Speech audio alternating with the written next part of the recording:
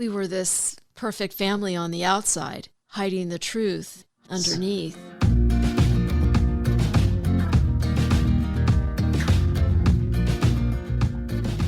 Welcome to Connections with Rich and Bobby. Hi, this is Rich O'Maris. And I'm Bobby Hamlin. Now today we're continuing our talk with a woman who was sexually abused as a child, who's sharing her courageous story of survival and ongoing recovery from the scars of her abuse by God's grace. Now, portions of her story are somewhat graphic and may not be appropriate for children or younger listeners. I was going to say I met my grandfather, my dad's dad. When I met him, it was like meeting Darth Vader, That's how I can put it. He was in a wheelchair. I registered because I was so placative to my dad's feelings. I so over-identified with his needs than my own that I could feel his own anxiety and his own sense of shame around his dad. I just got that all. It was such a brief 15 minutes, I think. And I just thought, what an evil person. I didn't even have the words evil, but I just thought, Yeah, you reacted that way. Well, you were so young when all of this started, at least. And so can you talk a little bit more about how it affected your own self-image? Sure. Because you had this wonderful babysitter and also a very affirming mother, I assume from what I'm hearing. And so this was so different. Did you put that on your dad, or did you have guilt feelings like you invited it in any way, or how did that affect your self-image? So as a little girl, I'm fortunate to have my mother as a professor, as a place of kind of distinction, and I would come and see her, teach. So that gave me a positive sense of self-esteem for me. I learned early to hide any negative stuff somehow, and went along with this idea that we were this perfect family on the outside, hiding the truth underneath. Not that that was my mom. My mom just didn't know. But people tell me, like, I have been reacquainted with my high school friends, middle school friends, and they're like, we had no idea, I had this, happy positiveness, but I had this great depth inside, right, because of what I had gone through. And so I seemed to be popular. Fortunately, I was pretty and nice, and I had learned all of the social graces. But I always chose my best friends as people who have already gone through stuff, We didn't even recognize it at the time. Later on, we're like, well, no wonder we bonded. Mm-hmm. I was dealing with this. You were dealing with that. So that was all fine and well. But we were living in Moraga. I was a freshman and then a sophomore. And I think in my 8th grade freshman year, when both my brother was out working, my sister was away at college, and they were begging my mom to leave my dad. And she'd say, why? But they weren't even current with their own abuse. They hadn't dealt with that. Just said, you just need to get her out of there. She's alone with dad. You don't understand, like that. And she kept hearing this. And my sister was a great student, but she got like a D- C+ progress report in biology because they were going over human sexuality. Oh. And it's really hard for the psyche to study something when you've got this and not have it come forth. So the easiest thing is to not deal with it. And that was a blip, right? And I remember her being slapped because we were above average. We couldn't even get a C, right? So we could only get A's and B's. Yeah, so then I had the same teacher. We're going through the same thing in biology, 8 a.m., and I would go to the nurse and say I didn't feel well. I just couldn't go through the whole human sexuality thing. Yes. And I think my mom started to see something. She never in a million years expected that my dad was doing that. My mom, it's not in her DNA to have known about that and not acted on it.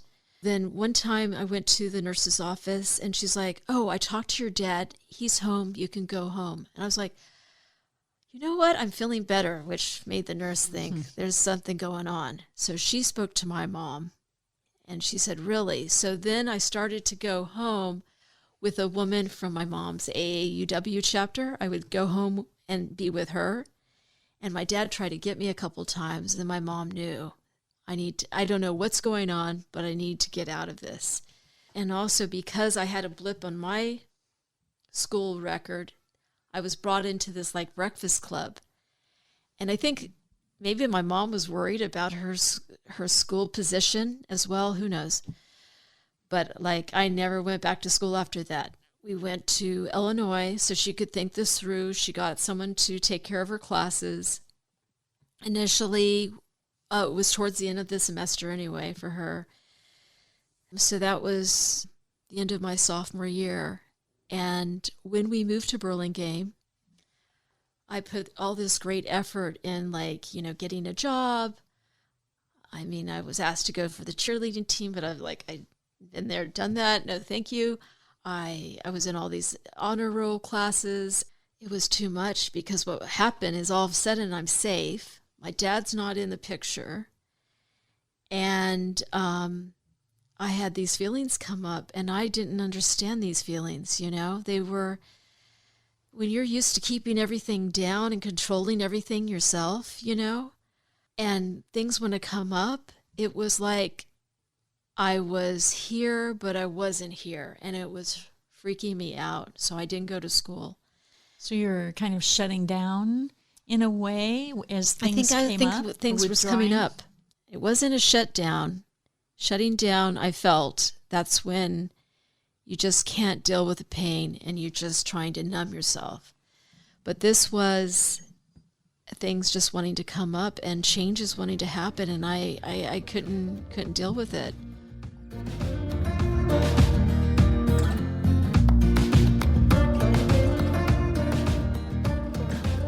Recovery from such a traumatic experience, such as our guest has endured, doesn't happen instantaneously. It takes time, as she's expressed. Yes. And because of the nature of our talk about her abuse as a child, she's asked us not to mention her name. But she bravely wants to share her story to help others. And we'll be continuing our visit with her in just a moment, so do stay with us to hear about her journey to her road to recovery. You're listening to Connections with Rich and Bobby, and we'd love to connect with you. Just go to our website at Connections with Rich and Bobby, all one word, and Bobby is spelt with an I.com. That's connectionswithrichandbobby.com. There, all of our podcasts are posted, along with all of our contact information. Also, we'd appreciate having you subscribe to our YouTube channel, leaving your comments, and liking our program below. So now let's return to our visit with our guest. We pick it up where she's sharing about how she dealt with her school in the middle of the anguish that she was coping with.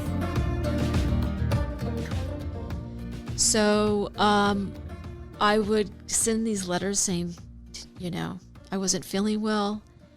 And then one day I'm waiting for her to leave and she gets a call from the office, the attendant's office, because they liked me. And they're like, where is she? And she's like, she's standing right here. And she's like, oh, really? Because they had just told her, and I just like this dread. And now she's a new mom, right? Single mom. Used to kind of deferring any punishment to my dad. Well, your dad can take care of that kind of thing. She didn't want to be the bad guy. So that, and she's going through her own, divorce. And so she's just like, how, my good daughter, how did she do this, right? She was just surprised, like as if I had shoplifted or something. So she went to school. She felt bad about it. She later, talked to me. But I was freaked out. I was like, oh my gosh, this is my mom. I've got to save myself. So I either walked up, took the bus. I think I walked all the way up from Burlingame to, think it was Mercy Hospital. And I went up to the psychiatric ward, and I'm an adolescent, so I'm not yet a adult. And they gave me a sheet I said, I just need to talk to someone. And I put suicide, I put all these things. And the best thing happened to me. So the chair, or the person in charge of the psychiatric thing, her name was Kitty, Black woman with her hair tight back like Cicely Tyson, Miss Jane Pittman. Anyway, she just sat and talked to me and listened for like 2 hours. And were you being honest? Was this coming out? Yeah, but I didn't know about the abuse. I just talked about how harrowing leaving my dad was, because we had a couple of harrowing adventures trying to leave, I mean, this was rocking his whole world, my mom leaving, and the status quo. So, yeah, and she's like, I'd really like to continue seeing you. I'm sure she knew what was happening. And remember, I'm just feeling this, like I'm crazy, this feeling of being in and out of reality. And she gave me hope. She said this, she's like, this feeling you're feeling, it's like the brain. The brain is like a sponge. It can only take so much in before it has to be rinsed out. It has to be, let go of the water, right, that it's holding. And this is your brain's way of, dealing with this. But in time, it will disappear. And before you know it, one day you look back and you're like, I don't feel that way anymore. That's all I needed. So this was part of your recovery process and healing.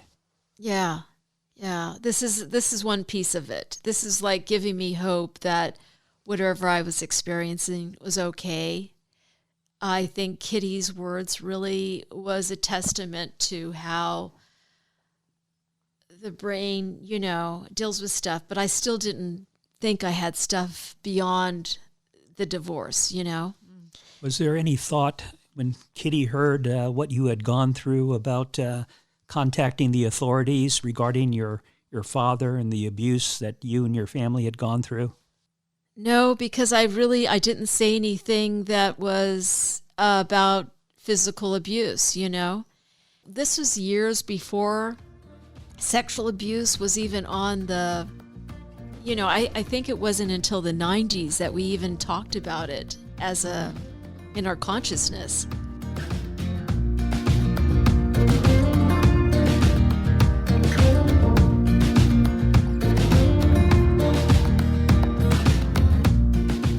Awareness is an important factor in our homes, schools, and churches, where those who are suffering are crying out to us for help and safety. Are you listening? Yes, and picking up on any warning signs around us. And next time we'll be continuing our visit with our guest who has so much more to share about her pathway to recovery.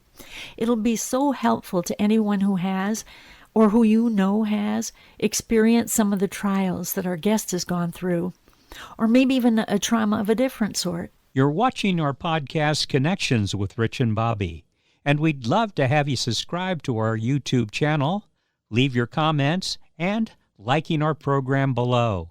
Also, if you've missed any of our programs, or would like to hear this current one again, or to invite others to listen, just go to our website at connectionswithrichandbobby.com with no spaces. Also, all of our contact information is there as well. Then, if you have a smart speaker, you can also listen to us there by simply saying, Alexa, Siri, or Hey Google, play the podcast Connections with Rich and Bobby. Also, you can listen to our program on Pandora. And again, you can connect with us on social media on Instagram, Twitter, and Facebook. So do take a moment to let us know about you. And we'd love to hear any feedback that you have about our programs.